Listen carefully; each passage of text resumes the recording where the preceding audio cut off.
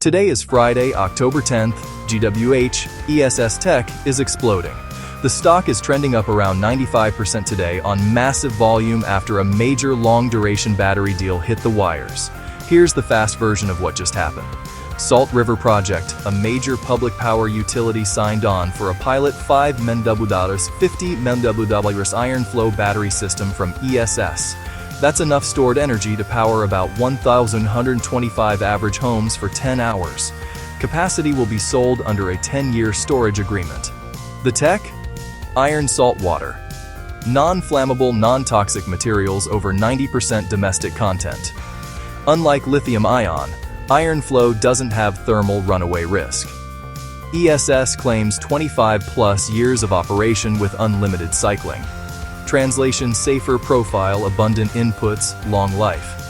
Timeline check. Design is underway now. Manufacturing starts in 2026. Project targets online by December 2027. Tip: Google is collaborating with SRP on this pilot and funding a portion. Solid validation signal. The market reaction? Wild. Roughly 78 million shares traded versus a 3-month daily average around 309,000. That's a volume spike north of 25,000%. When liquidity floods in like that, price discovery gets real fast. Why it's on my radar today? Clear catalyst with a named utility and multi-year plan. Distinct tech moat: iron flow versus lithium. Real use case: long-duration grid storage to boost reliability. Risks: always. Execution over multiple years. Manufacturing scale-up in 2026. Delivery by late 2027. Pilot economics need to translate to repeat orders.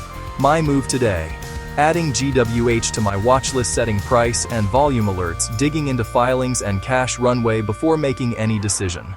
Momentum is hot, but I want entries I understand. If you're looking at this, consider your time horizon. Short-term traders will watch volume and levels. Long-term investors will study tech durability, contract pipeline funding.